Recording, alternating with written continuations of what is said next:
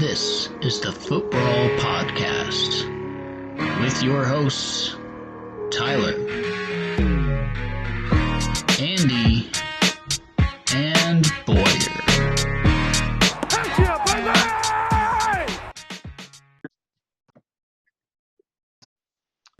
Welcome back to Fantasy Football Podcast, presented by, once again, two of your performance-enhancing dads. Boyer bought a house and is busy unpacking and doing dad things, so I guess he's still being a performance-enhancing dad over there, just in a totally different aspect. Yeah. So, Boyer, hopefully that's all going well. Hopefully you'll be back with us next week. And, you know, you suck at fantasy, but got lucky this week, so maybe the house Not is going as well bad too. as I suck, apparently.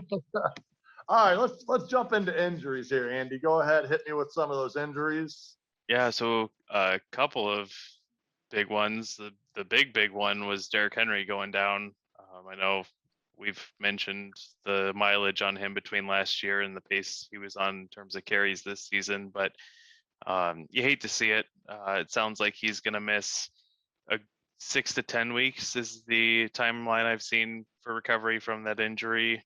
The surgery that he had, it sounds like probably 6 weeks is pretty optimistic. It's going to be closer to 8 on the good side.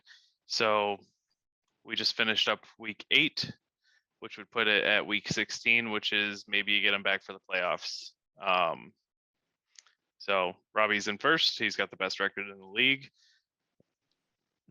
If he holds on to that, then maybe it works out for him, but it is a tough spot to be in. That sucks, bud. Yeah, well, and then Tennessee has to be in a good spot at that point too, right? Yeah, true. Very true. So, but then the other big one is Calvin Ridley stepping away from football to deal with his mental health. I know he missed their London game a couple of weeks ago for personal reasons. There was kind of some swirl at the time as to whether or not that was like vaccination related because he was leaving the country and like all of that bullshit, or just what the deal was. There weren't really any details there, but it sounds like it really is just a mental thing with him. Hopefully he can step away and get right and be back sooner than later, but he had not been producing up to the standard that anybody expected him to, and the Duos team is already pretty injured and sold off at this point, so no major harm done to a contender in our league, but you still hate to see it. What else? Jameis Winston going down. I don't feel like anybody's super invested in the pass catchers on the Saints at this point. Walker's hoping that Michael Thomas comes back and does something, but who knows? I don't think that that's a big hit to fantasy. James Robinson went down and was maybe going to come back in the game, but never did. So hopefully that's minor, but I haven't heard much details on that. Have you? no, they're saying it's day to day. Possibly he might miss a week, but they don't expect it to be anything big. So, yeah, that sounds. I mean, Carlos Hyde for maybe 1 week, but even then, whatever. It's Jacksonville. James Robinson, I like. Carlos Hyde, I don't. So there you go. Fair. That's all I got. Anything I missed? Not off the top of my head. I think you're good. All right. You want me to roll into picks from last week? Yeah, that's fine. All right. So I went 3-3. You and Boyer both went 2-4. Damn, we suck at this. Yeah, we're more the ways than one, buddy. So everybody picked Ty to beat Walker. Everybody picked Colin to beat Fryer. But Paul lost to Charlie. Jeremy lost to the Duo. I lost to Boyer. The only one where we were different was I picked the Robbie upset over Chris, and Robbie managed to do it even without Derrick Henry putting up Derrick Henry numbers. So good for you, Robbie. On the season, forward, good luck. Yeah. On the season, I've got 29 correct picks. Boyer has 28. Ty has 24. So we're doing good. Oh, not good. I mean, I think we've done 8 weeks of picks, so three a week is 24, which is what you're sitting at. So you're getting half right, Ty. It's a coin flip. Good.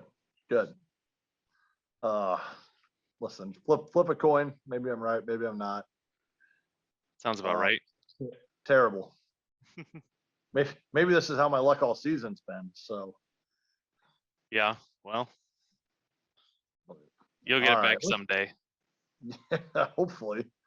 Let's jump into some of those trades. Let's talk a little breakdown on those. See where things are at this point. Yeah, the first one and probably the biggest was Boyer giving Cooper Cup to that fucker Paul, who has bought anybody and everybody who's been available.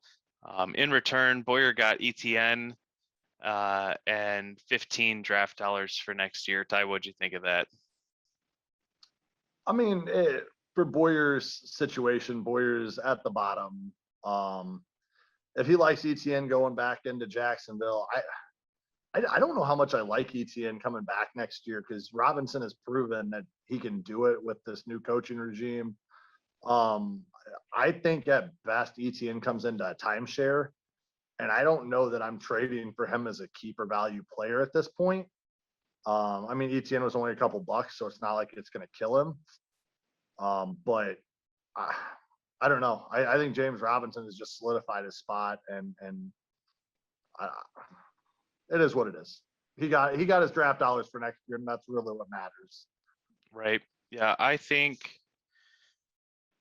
this is a pretty big miss for Boyer in a couple of ways. One, Cooper Cup was a $20 keeper, and he's head and shoulders the best receiver in the league right now. If we were redrafting the season this year going forward, I think that a solid argument would be made for drafting Cooper Cup ahead of Devonta Adams. So if you equate that into draft dollars, the top receivers in our draft this year went for mid 50s. Even if he doesn't keep this pace up and you call it mid 40s, that's $25 in value that Boyer gave up in what is a very clear stud. He got $15 back plus ETN, who I have all the same concerns you do. Maybe Boyer doesn't. For a couple dollars, even if he would have gone 20 or 25 in the draft, going into a timeshare on a bad team, maybe that works out. But it's not a player that I'm excited about. It's not like it's Dobbins where you think and hope that he might come back into a lead role on a good offense that gets goal line touches. We just don't know with ETN. So I was not excited about the value that Boyer got there, given Cup's current productivity and also his massive keeper value. The other way that I think that this was a pretty big miss for Boyer was he had the best receiver in the league. He made the decision to sell him, and he didn't really shop. I know that people had kind of reached out individually. He had gotten quite a bit of interest in Cup. I made an offer on him. I think I offered Bateman and $17. Might have been the highest that I offered.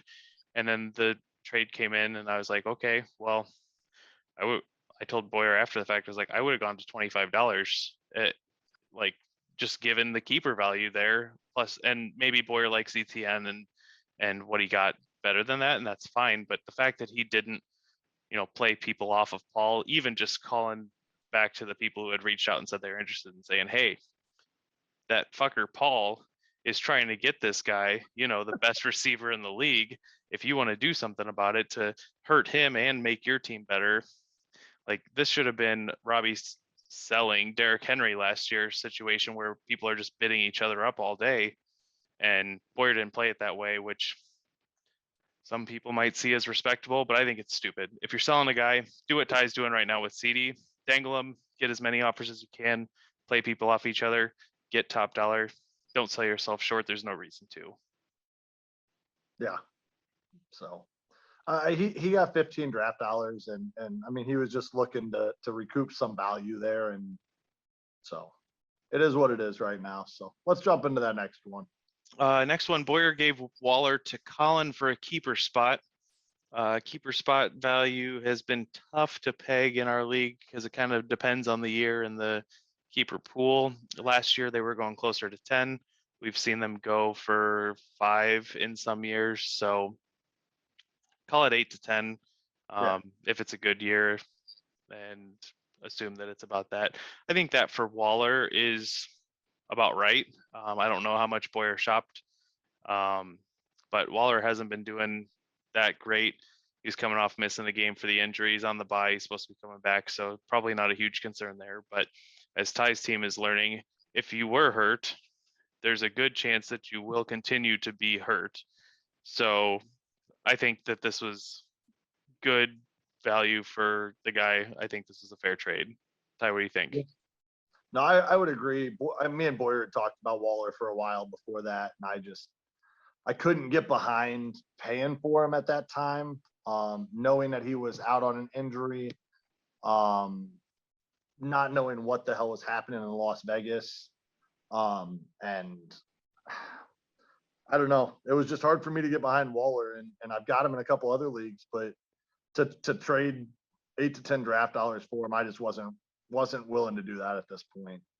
So I think it was good for Boyer. I mean, it was fine both ways, but I wasn't going to quite go up to that price, and I know that's what Boyer wanted. So good on him. Yep, I think it works for both teams. Now the duo traded the Rams defense to that fucker Paul for $3.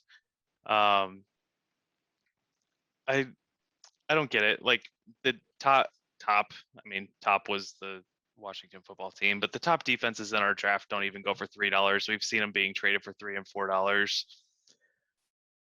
If that works for you guys, fine, but that's apparently market value, so I guess I'm okay with it, but I would never personally be shelling out $3 draft dollars for a defense. So Yeah, there's just too many question marks on defense every week. I mean, you get one good defensive back injured, and all of a sudden you're getting passed all over. You lose a defensive lineman, they run to that side and they take advantage of you. I mean, granted, the Rams are a good offense, so they manage the clock. They have a lot of offensive time, which gives the defense more chance to rest and be able to come back refreshed every drive.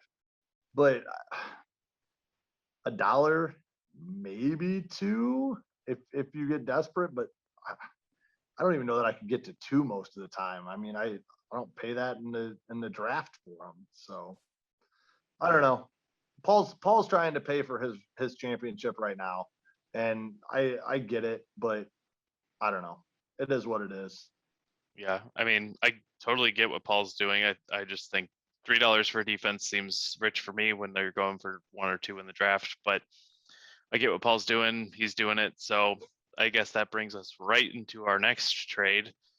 Duo trades Josh Allen to that fucker Paul for $9 this year and $3 the following year in draft cash. Go ahead, Ty. Yeah. So a couple weeks ago, I reached out to the duo about Josh Allen, and they said they wanted. I'd offered Dak and a couple draft dollars, and they were like, "No, we need Dak plus 6." And I was like, "There's no way I'm going Dak plus 6." Josh Allen, most quarterbacks in our league outside of granted, Josh Allen is a top quarterback, so it's hard to say that, but going into the draft, I don't think anybody saw him over Mahomes, over Kyler Murray. So, and those ones went for what? 20 and 15. So you're getting half a season out of Josh Allen here. And you already have Mahomes. And you gave up 12 draft dollars to get Josh Allen, where Josh Allen probably would have went for, let's just call it 12 or 13 draft dollars. I don't know that he would have even gone that high, but let's call it 12 or 13. Call it you broke even on that and got half of a year out of him. So I think you overpaid on it, and it's also not a super flex. So you have Mahomes and Josh Allen. So I'm not sure what you're doing over there, playing Josh Allen every week and just benching Mahomes. Yeah. Go ahead. I'm confused here. Yeah. So Ty, who do you think the top 3 quarterbacks are in a per game points average right now?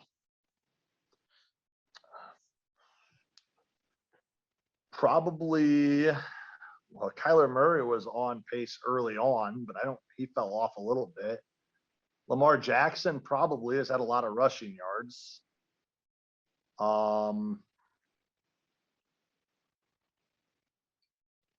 mean, it's got to be Lamar Jackson, Josh Allen, and somebody else. I don't know who the other one is. Yeah, so Josh Allen's number one. He's averaging 26.5 points a week. Tom Brady is number two, 25 and a quarter. And then third is Lamar Jackson, who's at a little over 23.5. And then you get into Stafford, Hurts, Murray, Mahomes. Mahomes is sitting at 22 points a week at Right. number 7.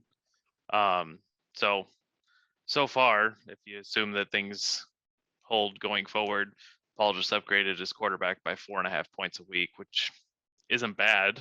But does it hold? I don't know. We'll see.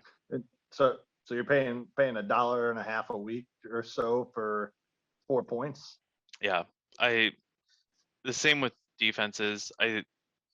I don't understand why this is the mid-season value of a quarterback if that value is not matched during the draft. Like if half a season of the best quarterback in the league is worth $12, then why is Mahomes capping out at 20 when we all thought he was going to be the best? Why isn't he going for $25 or $30? I don't know. Yep. And No, I then agree. the fact that Paul had Mahomes on top of it makes it ridiculous. But again, the same way that it was ridiculous that Paul spent $3 on a defense, it's ridiculous that he spent $12 on a second quarterback that he didn't really need. But at the end of the day, his team's better. Nobody else got better. And Paul's on a warpath for this championship. So I get it. And I'll be happier next year when he doesn't have any draft money. Yeah, because I think Paul was sitting at like 215 or something at the start of the year, and now he's down at 190. So he's taken that money and bought a championship on top of the keepers and max money that he had coming into the year. So it's taken a lot to get here, but he's doing it. We'll see. Any given Sunday in playoffs, he's going to be pissed when he gets 4th place because a couple of bad breaks. Yeah, I mean he's got a good team, but we were saying he might not lose, and he's already lost 2. I mean, it's granted he lost McCaffrey, which didn't help, but like there's plenty of things that could and will probably still go wrong for Paul along the way. Yeah, there's a lot of season left. Yep, for sure. Paul is 5-3 right now, and he has the most points in the league, but not by much. It's 5-3. He's only Colin is second. He's 37 and change behind him in points. So less than 5 points a week. I don't know. Yeah. We'll see. Good luck, Paul. That fucker, Paul. All right. Is that it for trades for us? I think that's it. You want to hit them with our favorite segment? A little pow. What you drinking? Andy, go ahead. You're drinking something fancy. So I made myself an old fashioned. We splurged on some of the Luxardo cherries, which are incredibly expensive. But the last time I went to the liquor store for game night, I didn't actually need any booze, so I spent my booze money on fancy cherries instead. Nice. Yeah. Good. Well, after that, I'm just drinking a little Miller Lite tonight. So, attaboy. I'm drinking one and done. So I'm just going nice and light, and it is what it is. Fair enough. Some of us are trying to learn how to run again, and drinking a lot of beer doesn't help that. So drink a little beer. Right. I support you. Beer. Hey, cut back where you can. All right. Well, Ty, you want to tell the folks at home why we went to What Are You Drinking a little bit early this episode? Yeah, so we jumped into Why Are You Drinking a little bit early, because we are going to cover a little bit of where Andy and I are at, how we got to where we are, and what we think about the rest of our year, and kind of how we see things playing. We're in 2 very different but similar spots, I guess. We're both 3-5. Still think that we have contention. But at the same time, my team's good and has had shit luck. Andy's team's mediocre and is showing it. But Andy is very much a buyer every year and wants to make a push. So we'll see what happens here. And Andy will talk about some of the luck he's fallen into or not fallen into along the way here. So Yeah. what I'll do real quick is I'll jump into kind of where I started in the draft, I guess. I had close to max money. I wasn't max money like a couple other people. But I had great keeper value, so that helped me a lot. I went in and I paid up for a couple guys. I paid up for Tyreek Hill, which has been hit or miss this year, which hasn't helped. Paid up for Saquon Barkley, which you guys know how that works with my team. Of course, he's injured again. So that hasn't helped.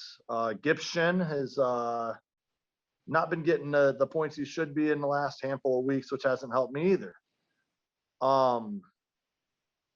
But all around, I thought I had a good, solid, well-rounded team coming out of the draft. Thought I was, I'd be 4-4, 5-3, somewhere in that range at this point. My luck's kind of been shit this year. Highest points against, even after Paul and Charlie put up 120, 130 this last week, and I played Walker at 70 points. And I'm still well ahead of Charlie or Paul for points against. So that's not ideal. So it's just kind of been that year. But Andy, where are you at right now? And then we'll go through some of the schedule and kind of what we're thinking for the future. Yeah, so I'm gonna talk about my draft through the lens of all of the strong beliefs that I held that ended up not coming to fruition. And there's a lot of them, and and hearing them all laid out makes me kind of impressed that my team's holding up as well as it is. So if you need a nap, this is a good time because Andy will be on the soapbox for a little bit. Now this should take only a couple of minutes, but one, and I've said this on the podcast, I believed that the Chargers offense would be at or near the top of the league. They have shown flashes of that, but it's been pretty few and far between. They've gotten embarrassed a couple of times. Justin Herbert has, I think, 2 games over 20 points this year. It's not been anywhere near enough. And what's worse is that they have shown those flashes. So it's like they've got it in them, but Mike Williams well overperformed, and that's lucky. I don't expect him to keep doing that. But the real issue is Justin Herbert not doing what I need him to do. Second belief that I held very strongly and had many arguments with Jeremy over, and Jeremy, you are correct here, that the Denver defense was elite, and also that their offense would be mediocre, and that those two combined would allow Javonte Williams to be a good fantasy player. Javonte has not distanced himself from Melvin Gordon. I think that if you look, he's the better runner, but it's close enough that they're not going to just give him the reins and run him into the ground in a season where they're sitting at 500 and only beating bad teams. So that was 29 draft dollars that I was hoping would have been paying dividends by now, and it's still just costing me. The Browns running game, specifically Nick Chubb, I was hoping for, the back half of last season. Their offensive line's great, their scheme's great, they run great. And Chubb's been getting vultured all season. Luckily, I was playing Kareem Hunt, and he was the one vulturing most of those other games. But I feel like Chubb should be not quite the ridiculous stats that Derrick Henry was putting up, but I feel like Chubb should be an 80 to 100 yards a week guy, a touchdown more often than not guy, getting me 14 to 16 points every week. And they're just not letting him do that even when he is healthy, which I don't understand, but what are you going to do? And then the last one, and probably the biggest, only had a couple minutes. Don't give me shit, Ty. I haven't said anything yet. Was the value of tight ends, which over the last at least 3 years, I've been right on. I mean, Travis Kelce's been the top tight end for 5 years. Having a good tight end versus having a crapshoot hoping for a touchdown at tight end has been a massive difference maker in this league, whether people pay for it and realize and acknowledge it or not. It has made a huge difference. But this year, Kittle's hurt. Waller's not good. Kelce's not doing great. Kelce's still the number one tight end in the league. Aside, even with all of the crap that he's been these last 4 weeks. But I thought that even if he steps down from last year, that he was still going to be 1,200 yards and 7 touchdowns. And that would be a head and shoulders above the rest of the pool. And that would be a big advantage for me. And that's only happened in a couple of weeks. And then the TJ Hawkinson pick, I felt like was going to be a decent pick in terms of just productivity, but he hasn't been getting touchdowns because the Lions suck. Jared Goff sucks. I underestimated the talent gap between Stafford and Goff. I think we are seeing just how much the surrounding cast matters. But I expected Hawkinson to be doing better, and then I expected to be able to move him in a package to make my team better at some point. And because he's not doing better, I haven't been able to do that. So I didn't draft him just for the trade value, but I expected tight ends to look like Kelce and maybe Waller, and then this next block of guys like Mark Andrews and Hawkinson that would be here, and then everybody else, similar to what it was last year, which would have had me sitting pretty, at least in that regard. But so far it's been everybody. Like there's just no differentiation there. And Could you try that again though? Everybody should be like down here, everybody. I mean, it doesn't matter if every tight end scores 25 points or 5 points. Like as long as they're all the same, it doesn't matter, right? So, and I don't think that it helped that I wouldn't trade for Hawkinson at all from you. And I mean, that's fine. But like, even just trying to find somebody to trade with, it's like, okay, well, Colin had Noah Fant. It's like, okay, well, Hawkinson's maybe a little bit better than Noah Fant, but not that much better. The duo had Logan Thomas, and when he was healthy, he was, it just wasn't enough of an incentive for anybody to go for him because Hawkinson hasn't been doing anything because the Lions suck. So, yep. all of that is. That's what I told you early on. I said I cannot invest in Swift and Hawkinson because only one of them will be good that week. That's fair. I couldn't invest myself that deep into the Lions. One of the smartest things you've done all year, Ty. And that was even back when your tight end was Jonnu Smith, and it still would have been a good decision for you to trade for him. That's right. And then I picked up Freiermuth and Gesicki in the same week, and then I dropped Freiermuth, and now he wants to score touchdowns and stuff. That's all right. Gesicki's been really good for you since then. So yeah. But yeah, I feel like my 3-5 record is pretty deserved at this point. My points for are heavily boosted by my 162 week against Paul. I've been low score 2 of the last 3 weeks. I have lost to Walker and Boyer. So I'm real frustrated that I lost to Boyer this week. Obviously, he didn't start a full lineup. He traded his best players, and I lost by 20 points. But I went back and I looked, and in the there's 8 weeks this season. I would have beat him in the first 2, but from weeks 3 to 8 in those 6 weeks, I only would have beaten Boyer the 1 week that I scored 162. The other 5 weeks he would have beaten me. So how come you had to put up a big score on me early on? It just seems like a. I mean, that I put up a 109, which. I mean, that's not the best score anybody's ever had. Your team's beaten 109 plenty of times, so I feel like that's a little bit on you. Oh, okay. All right. But the last thing I'll say is the one the one like unlucky thing that's happened is that I lost to Robbie by 4.5 points in week 2 when Derrick Henry put up 42 points. His Buffalo Bills defense put up 22 points. So that's the real nail in the coffin, because if he's 5-3 and I'm 4-4 and our division records are only 1 game apart instead of 3, then my whole situation looks a lot different. So it matters obviously for me for that win that I didn't get, but obviously also because of who it was against. So that's my only unlucky thing that I'll complain about. The rest of it's just been my team being shit and me being wrong. So with that, moving forward a little bit, going into the rest of the year, looking forward, how we're going to handle this the rest of the season. So being in the division I'm in, the new top division for this year, I know that it's not been 10 years, blah, blah, blah, whatever.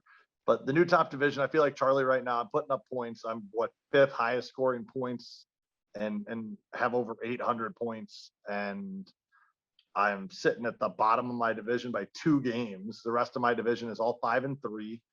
There's at this point, like you guys know, I'm slowly shopping CD. It's not a guaranteed move this week, but it is probably more likely than not that he will be moved. So looking at my schedule, so really you've got all the guys in my division that are 5-3. You've got Robbie up there top of his division. You've got Jeremy and Fryer doing all right, or Jeremy and Charlie doing all right. I mean, for the most part, guys are slowly. I'm not even going to say they're separating, because everybody's 3 and 5 or better right now, which is stupid. Because some of these teams shouldn't have won more than a game or 2, and they're still winning. I'm not going to name any names, but Walker knows who he is. I mean, the duo and Boyer both fit that mold, right? And they both lucked out too. So I feel like I should be nowhere near those 3 teams in record. But looking at my schedule going forward, being down 2 games to all 3 of the guys in my division, I've got Jeremy this week with Gibson and Swift on buys. It's going to be a tough win to start with, which could put me down another game on at least 2 of the guys in my division. Which being down 3 games with 6 left is not a good look on me.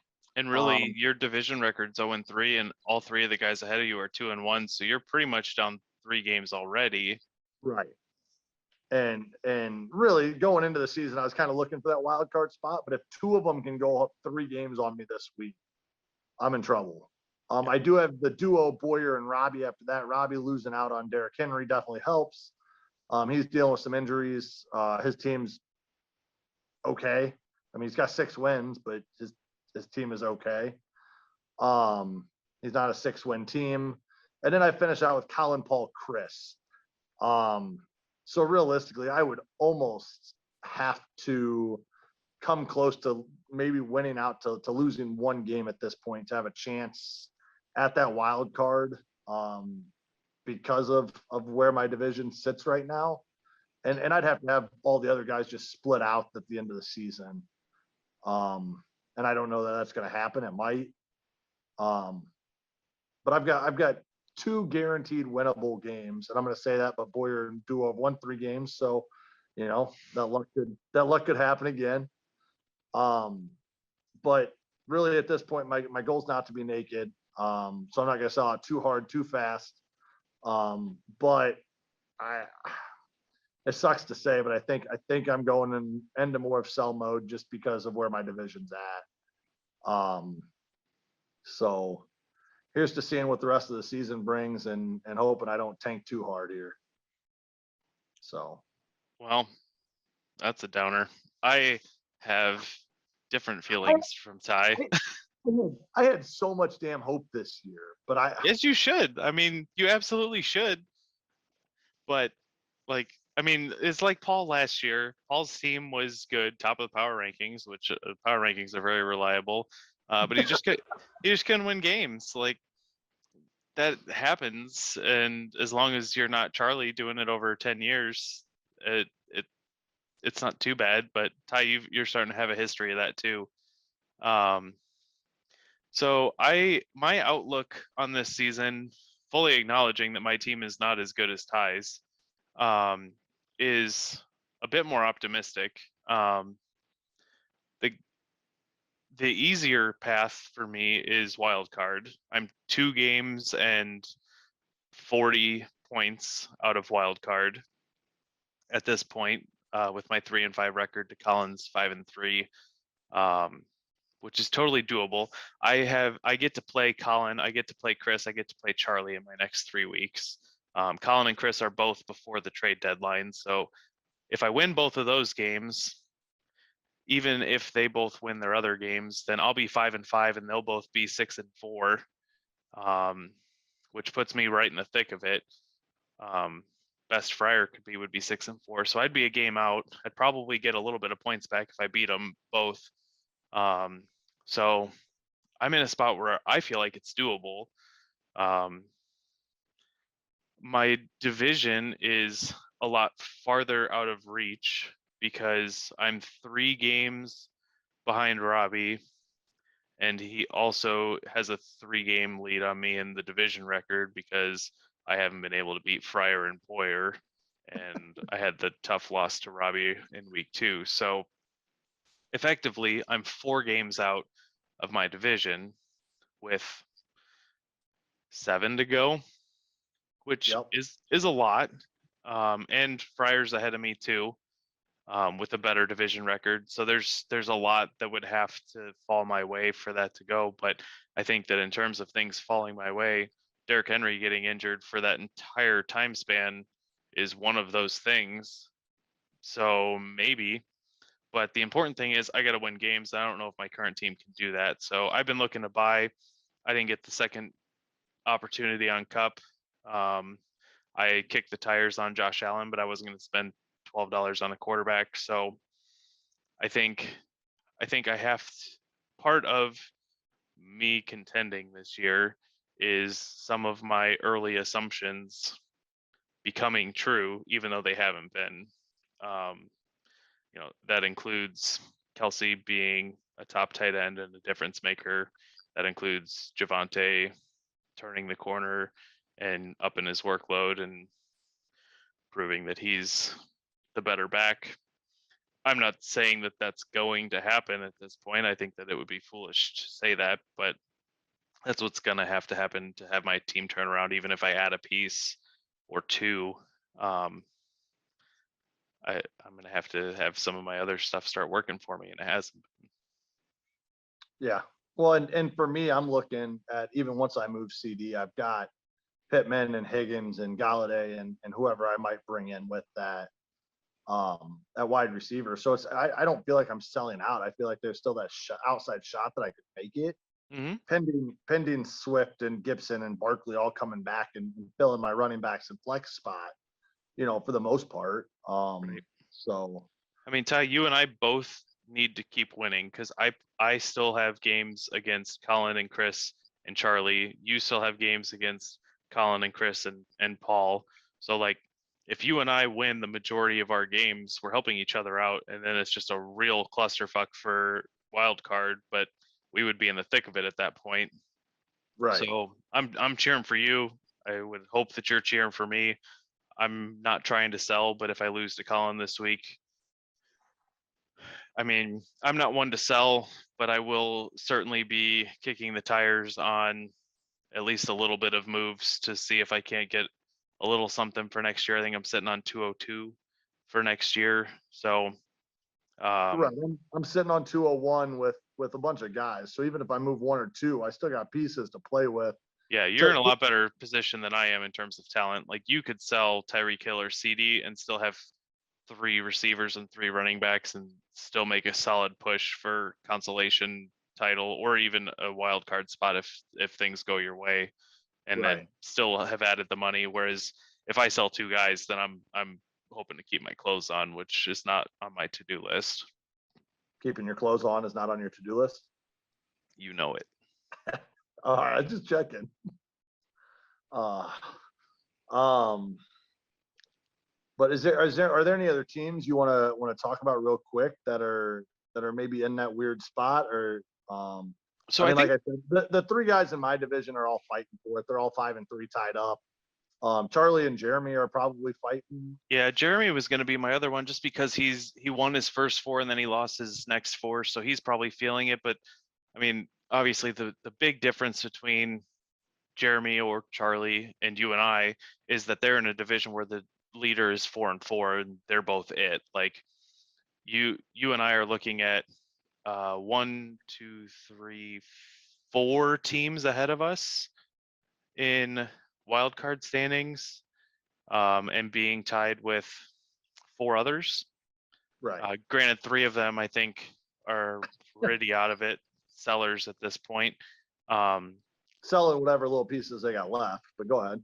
right, and then I'm looking at division leader in Robbie, who's got the best record in the league and a crazy advantage in division record on me at this point. And you're looking at Paul, who's that fucker Paul, who's added every single guy, and even though he's only 2 games ahead of you, is, I mean, I even if your team can beat Paul, which I think all of us, except for a few, can beat Paul. I smoked him earlier this year, and we've discussed how my team's not great.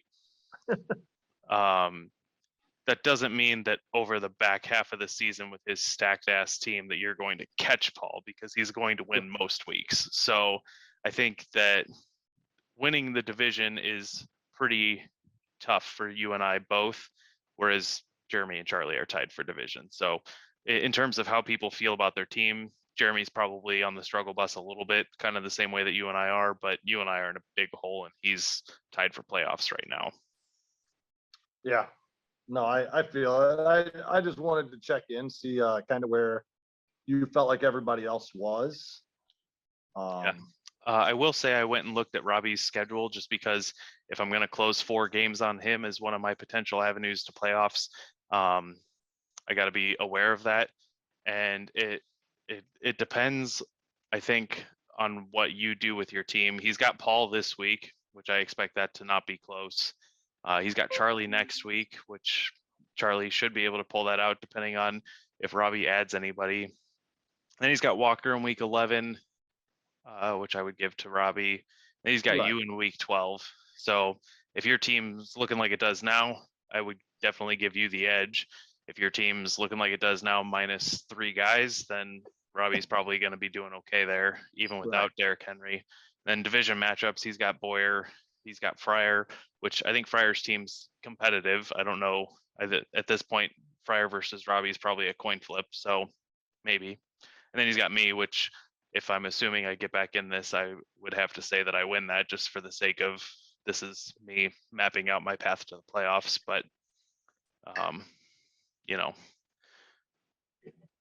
Robbie's got a tough-ish schedule. He's got a tough situation aside from the fact that he's got the best record in the league. So he could definitely fall off, but he's got to fall a ways for me to be able to catch him. For sure. But yeah, at this point, who are you between for the bottom right now? Since we kind of talked about the 3 falling off, Boyer, Walker, and Duo. You think Boyer's going to end up there with kind of where he's gone, getting rid of Cup? And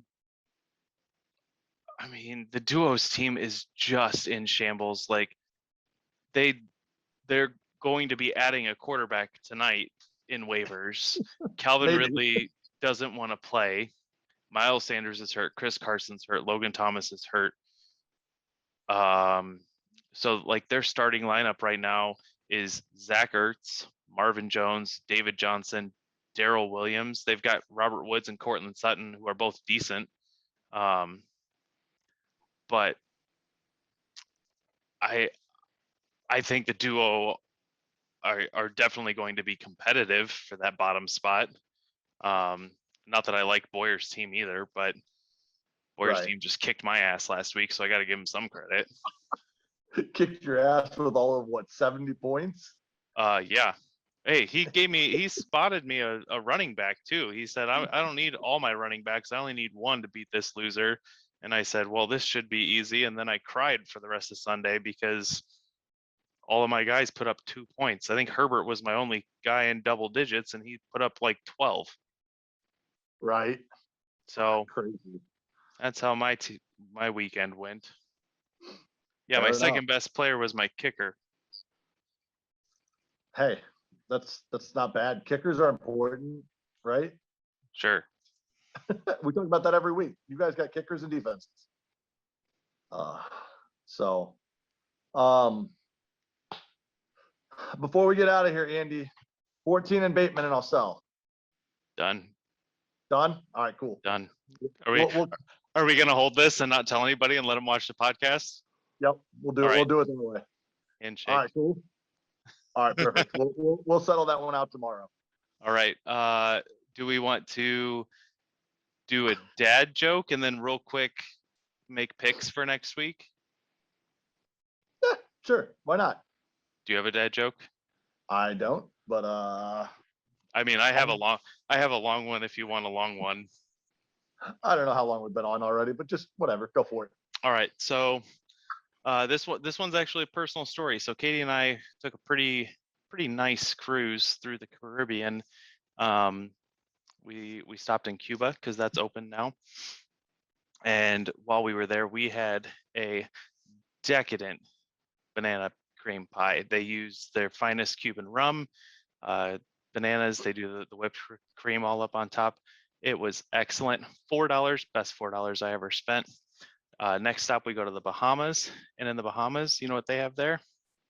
Berries, great berries. And they take those berries, they turn them into these little cute personal pies that are about this big.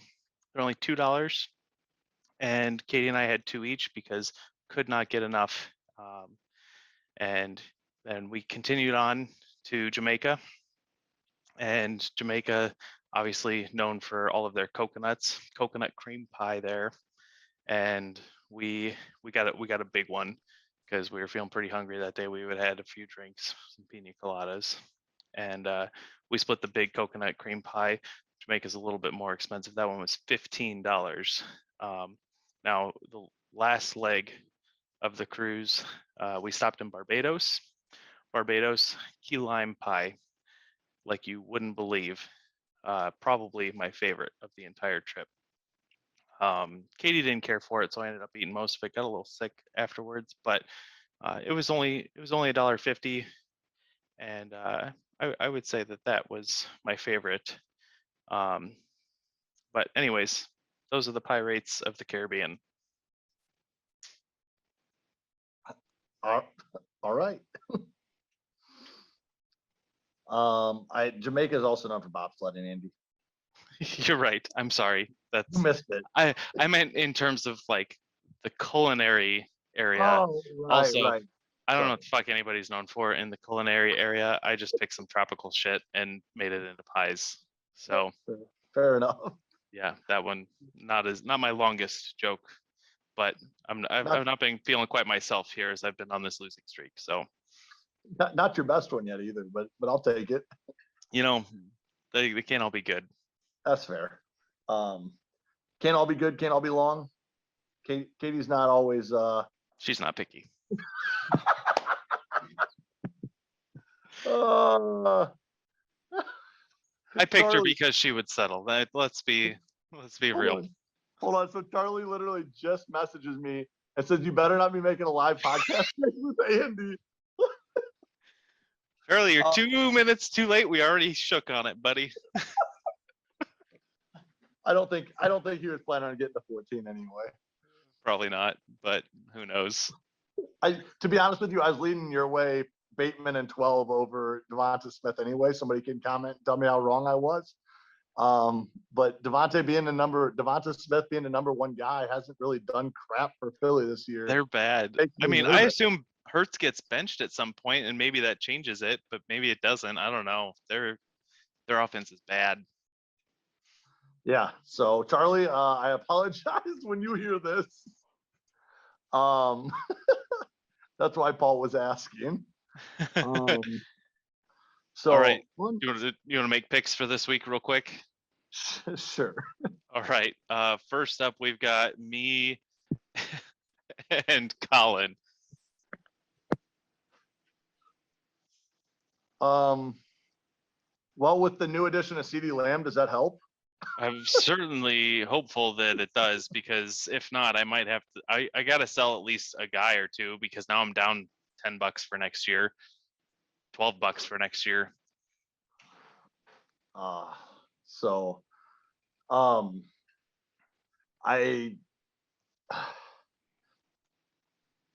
hate to say it, but I still, as much as I want you to win, I still think Colin's gonna win this one. I mean, I know you're cheering for me because you need me to beat Colin for your team. Right. I'm gonna pick me because here's hoping. That's what I've done for me every week, and it's not worked. Ty, you versus Jeremy. Who you got in that one? Jeremy. This is why I got rid of CeeDee Lamb, because I honestly think I'm going to lose this week. I just, without Gibson, without Swift, it's hurting, man. I got Dillon and Mawson right now, unless Barkley comes back, but I'm not really hopeful on that right now. Yeah, that's fair. I'm leaning towards Jeremy here too, and honestly, I mean, I guess Jeremy could be in contention for wild card instead of Charlie, but I'm not super worried about if you win this one compared to winning your division games later. But knowing that you need to win this one to not sell your shit, I would like for you to win. I'm cheering for you, but I'm going with Jeremy, bud. Yep. They say if Saquon's coming back this week. No, well, they said he might have been able to play last week, but he was still a little swollen in the ankle, so they didn't want to push it. But that doesn't make me feel any better that he was swollen in the ankle on Monday and couldn't play. Yeah, that's not great. So I think even if he does come back, it's limited. He's going to split with Booker, and what the hell do you do? Right. All right, Chris and Walker. That one should be easy. Chris, Duo and Fryer. They're both sitting at like 60 points right now because neither of them have a quarterback. Right. I was gonna say that's a tough matchup, but I'm gonna probably bank on Fryer at this point. Fryer also doesn't have a tight end because he lost Tanyan maybe, and Kittle might be back, but might not be. So they're saying Kittle should be back. Yeah, I definitely give this edge to Fryer because he can fill in a quarterback and a tight end. But it should be a pretty ugly game. So Fryer from both of us. Boyer and Charlie. Charlie? Yep. Paul and Robbie. I mean, I'm gonna take Paul. I can't see right now with my internet problems if there's any major bye week issues there, but I believe when I looked earlier, Paul was pretty much set to go. Yeah, I think Paul's hoping to get McCaffrey back this week. Would be the main thing. He's got Metcalf on a bye, but he's got Debo, Cooper Kupp, and Deontay Johnson, so he's fine. Yeah, no, I'm going to take Paul regardless, because even if McCaffrey doesn't come back, he plugs Chuba in, he gets him 8-9 points, and it's a solid floor that doesn't really matter. Yeah, I agree. I think he'll be okay. So, all right. So the only difference between you and I was me believing in myself and you picking and I couldn't even believe in myself anymore because I split, and every time I believe in myself, I lose. So that's fair. Well, here's hoping. I'm cheering for you. I'm cheering for both of us because I think that for both of us to have a shot, we need the other one to be winning some of these games. So don't sell unless it's to me. Yeah, well, let's be honest. If I lose this week, Drake Hill might go, and I might just fly with Pittman and Higgins the rest of the year. Which wouldn't be bad. I mean, Pittman's got to be a good keeper, right? Yeah, he's $5 or something like that. Yeah, I mean, granted, a lot of his production came just this last week, but he's been getting a good volume. So, right. We'll see. I gotta figure my life out at this point. So we'll see. Fair. I just got to bank on these running backs coming back healthy. So that's what you've been waiting for all season. True. So just keep waiting. Yep. All right. Well, on that, Jeremy, you suck worse than me. Hopefully. I think. Otherwise, I don't really care about what's happening, and Boyer's moving. he's already moved. He's fine. I That's helped why him he's move not on Saturday. I don't know what his issue is. So, all right. Well, good luck in fantasy this week. Win, lose, tie.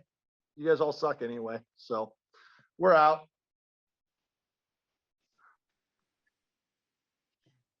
Hey, after that live podcast trade being our first one, like, subscribe, comment, let us know, hit us up in the Facebook chat. Go ahead and post it for everybody else that doesn't watch this. I'd love to see Charlie's live reaction after he was not happy. He doesn't know yet, so he's not happy yet. But after him messaging me, telling me I better not make a live podcast trade. So Whoops. hit us up with those likes, subscribes, comments. Don't unsubscribe due to this, Charlie. All right. With that, hopefully we don't get too many arguments tomorrow, but it is what it is. See you again.